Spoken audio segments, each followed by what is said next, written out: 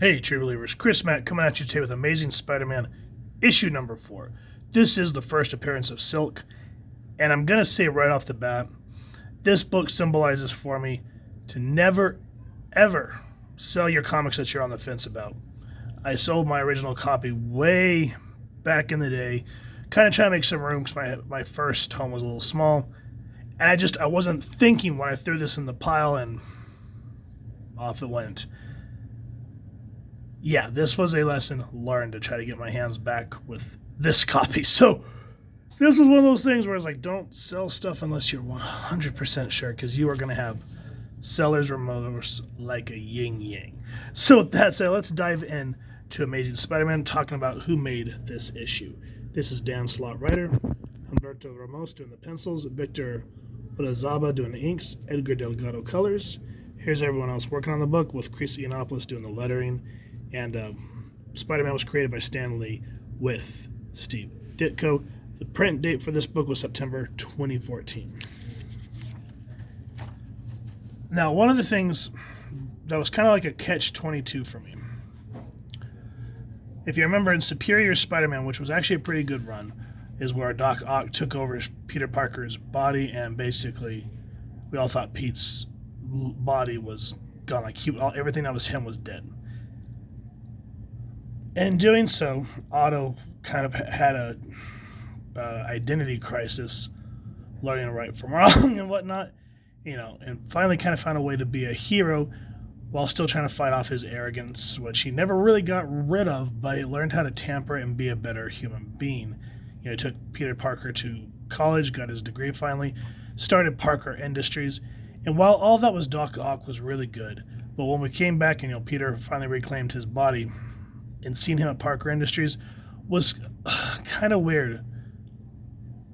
I wish, and spoiler alerts if you haven't read a lot of Amazing Spider-Man, Peter finally seemingly kind of getting his life together, though still trying to balance the Spider-Man part, even though I can't remember her name.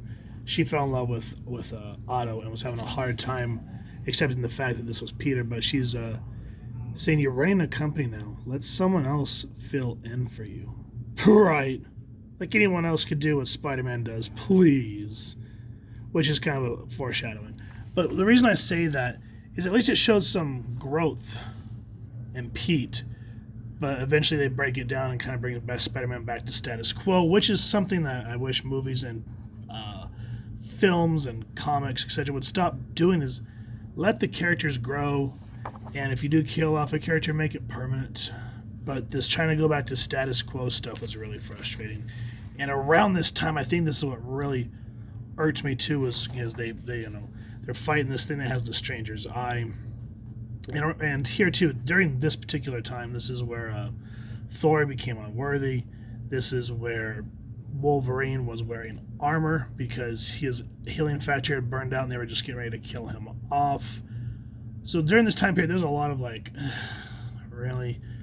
But this one, the way that the eye of the Watcher hits Peter, he finds that the spider that bit him also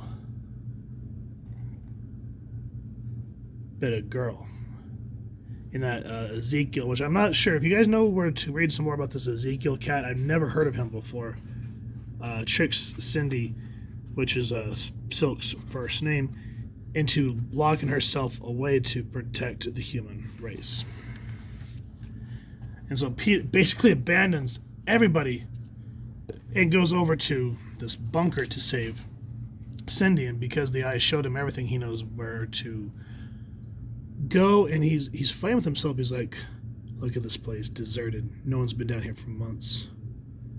Was he ever gonna let you go? How many lies did Ezekiel Sims tell us? And this automation comes in and goes, hello, Peter. Don't be alarmed. This is an automated message. If you're hearing this, it means sensors have detected you're here and that you've come alone. But that's truly improbable. This means that you have survived Moreland's attack, and I haven't. And if that's the case, there's something you should know. You are not alone. which just kind of starts doing some foreshadowing. But Peter's like, destroys the message. He's like, I don't want any more of your lives, Ezekiel. And that's when we first see Cindy. And she says, don't open that door. Moreland will come. And he's like, Moreland's dead. Don't worry about it. You've been in here for so long. There's something no one's told you.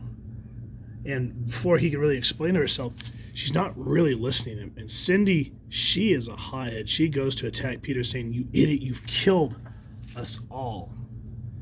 And this is kind of where I do appreciate that Slott here did give us a cutaway to show that Moreland's getting ready to attack, which sadly, because of this, Moreland was an interesting character, but I hate that out of this initial introduction, there was how many Spider-Verses and Edge of Spider-Verses and Venom versus Gwen versus came after this, and that's what kind of kills me. And I like how here, after all that said and done, and through the show of, there's some dialogue, but more of a show don't tell, how Peter says she's stronger. Her reaction time's faster than me. And when he finally tells her that Moreland's dead, he goes, she's like, I'm free. Outside, sky, clouds, sun. Hot food on sticks. And so she's kind of just going on pure instinct, thinking that she can finally go out, live her life, and see her family. And sadly, her and Pete kind of have a sort of a misunderstanding, because he tries to tell her that he's killed Moreland twice. He's like, twice, and that means he can come back. And at the same time, he's like, don't worry, we'll beat him together. And so she tries to go home. She goes, this is my home, but that's not my family. They're not. They've moved. I have no idea where they are, or even if they're still alive. And so you kind of start to understand why she has all this anger and resentment built up inside of her.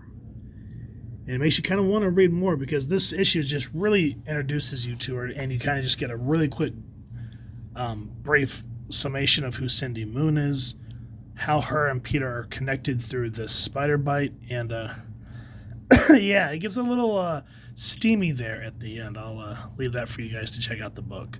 But with that said, if you guys have enjoyed what you've seen, please first and foremost support your local comic shop and pick up a copy. And just like I was saying with the Wolverine issue, this book, I thought maybe the hype for it would slow down, but no, this book is just continuing to skyrocket. So if you can get your hands on a good deal for this one, do it. Because, I thought Silk was a really great character. She and Spider-Gwen kind of came out at the same time, so it was kind of cool to see two new Spider characters. Now, if you guys have enjoyed this review, we really would appreciate if you take a moment to like, share, and subscribe. Helps the club channel more than you could possibly know. And if you don't mind hitting that fancy little Spider-Verse bell next to subscribe, that way we continue to upload content, you guys get notified. Come to the channel, and we'd love to hear your thoughts and feedback down in the comments below, or our social media pages, which I'll make sure to leave the links down in the description. So with all that said, thank you so much for stopping by. Hope you all continue to have an absolutely amazing day reading, and happy hunting, true believers.